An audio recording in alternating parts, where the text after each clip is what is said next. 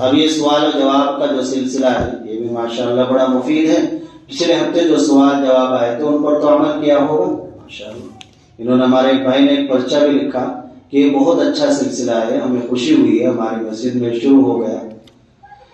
وہاں مکہ مکرمہ کے اندر ایک مولانا مکی ہے, تو ان کے سوالات جوابات ہیں وہ اس طرح کے پہلے ہیں, اب تو کم ہی جاتے ہیں, وہ بیمار رہتے ہیں, لیکن وہ بچے سنتے ہیں موبائل پر, اچھے ہیں وہ سوال جواب.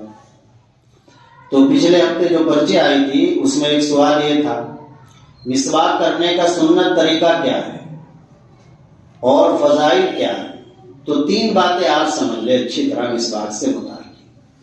پہلی بات تو مسواک کے فضائل, مسواک کی فضیلتیں کیا ہیں. تو مسواک کے فضائل سے متعلق یہ سمجھ لیں کہ حدیث شریف کے اندر اللہ کی خوشنودی کا ذریعہ فرمایا ہے اس کو. بس یہ اللہ کو راضی کرنے کا ایک ذریعہ ہے بہترین, منہ کے لیے صفائی کا ذریعہ ہے.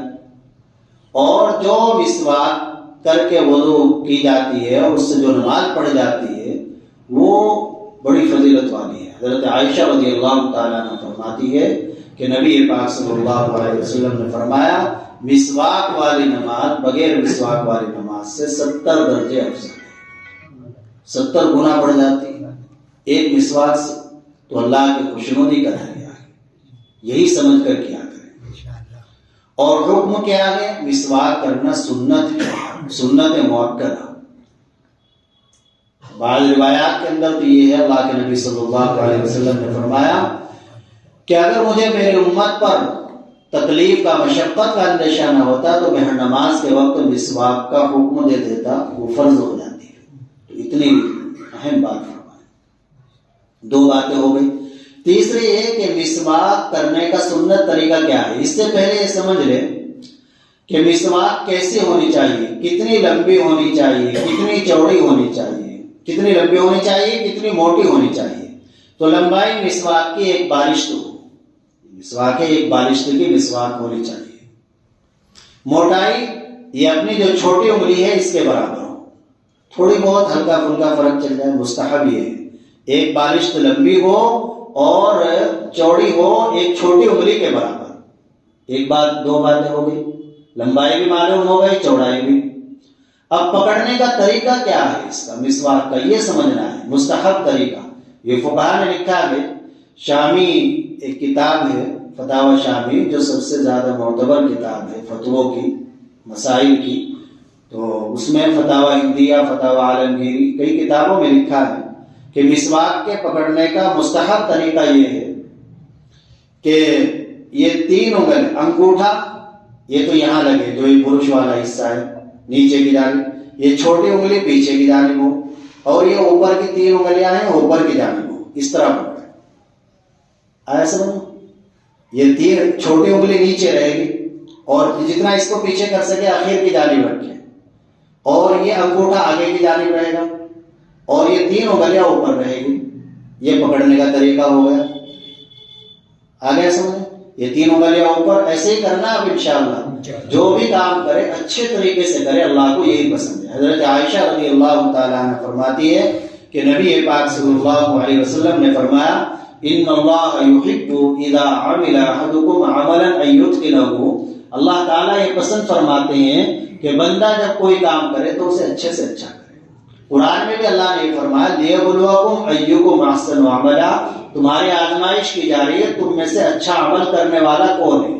یہ نہیں فرمایا لیبلوکم ایکم اکثر عملا کہ تمہاری آزمائش کی جا رہی ہے زیادہ عمل کرنے والا کون. نہیں, زیادہ نہیں, تھوڑا ہو اچھا ہو, تھوڑا ہو اچھا ہو. تو ایسے پکڑنی. اب بات رہ گئی چوتھی بات کہ کریں کیسے مسواک. تو مسواک کرنے کا مستحب طریقہ یہ ہے کہ دائیں طرف کے اوپر کے دانتوں سے شروع کریں. دائیں طرف کے اوپر کے دانتوں سے شروع کریں. پہلے دائیں طرف اوپر کے دانتوں پر کر لیں, پھر بائیں طرف اوپر کے دانتوں پر کریں, پھر دائیں طرف نیچے کے دانتوں پر کریں, پھر بائیں طرف نیچے کے دانتوں پر کریں. یہ ہو گیا مسواک. دوسرا طریقہ, ایک طریقہ یہ ہے, زیادہ حضرات نہیں لکھا ہے. بعض حضرات فرماتے ہیں کہ پہلے دائیں طرف اوپر نیچے دونوں طرف کر لیں, یہ بھی ٹھیک ہے. دائیں طرف پہلے اوپر کر لے اور پھر دائیں طرف نیچے، پھر بائیں طرف پہلے اوپر پھر نیچے. یہ تو ہو گئی چوڑائی میں. لمبائی میں جو ہے زبان پر، تالو پر اور اچھی طرح حلق تک پہنچائے جتنا بھی، چونکہ حلق تک جیسے ہی مسواک کرے گا تو ایک تو پھیپڑے خراب نہیں ہوں گے، بلغم وغیرہ جو ہوگا وہ سب نکل جائے گا. اس کے بڑے فوائد ہیں، اخروی فوائد تو ہے ہی، دنیا کے بھی بڑے فائدے ہیں اس سے مسواک کے. تو یہ مسواک سے متعلق کہ مسواک کیسے ہونی چاہیے، کیسے پکڑنا ہے اور کیسے کرنا ہے، یہ سب معلوم ہو گیا. دوسرا یہ چیز ہے روزی میں برکت کے لیے کوئی خاص وظیفہ. یہ بھی آج کل ہم سبھی کا مسئلہ ہے کہ روزی میں برکت نہیں. بے شک آدمی اس کے لیے محنت بھی کرے، لیکن ساتھ ساتھ وظائف کو بھی اختیار کرے جو علماء نے بیان کیے. صحیح یوٹیوب پر سن کر نہیں، یوٹیوب پر انہی عالم کا بیان سنے جنہیں آپ جانتے ہیں، اور یا اپنے علماء سے معلوم کر لے کہ جی میں ان کا بیان سن سکتا ہوں یا نہیں. عجیب عجیب چیزیں یوٹیوب پر چل رہی ہیں تو اس پر نہیں. بس آپ کے لیے تو انشاءاللہ یہ کافی ہو جائیں گی، یہ چیزوں پر عمل شروع کر دیں. تو روزے کے لیے خاص وظیفہ یہ ہے کہ سورہ واقعہ اور سورہ طارق والسماء والطارق فجر کے بعد پڑھے اور مغرب کے بعد پڑھے. ایک ایک مرتبہ پڑھنے کا اہتمام کریں.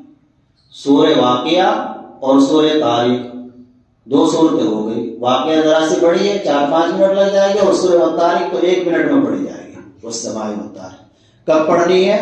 فجر کے بعد اور مغرب کے بعد، دونوں میں.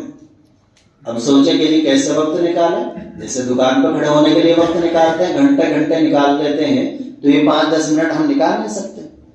وہ گھنٹوں میں اتنا کام نہیں ہوگا جتنا اس سے ہو جائے گا انشاءاللہ. اس کو کل سے شروع کر دیں بالکل پابندی سے.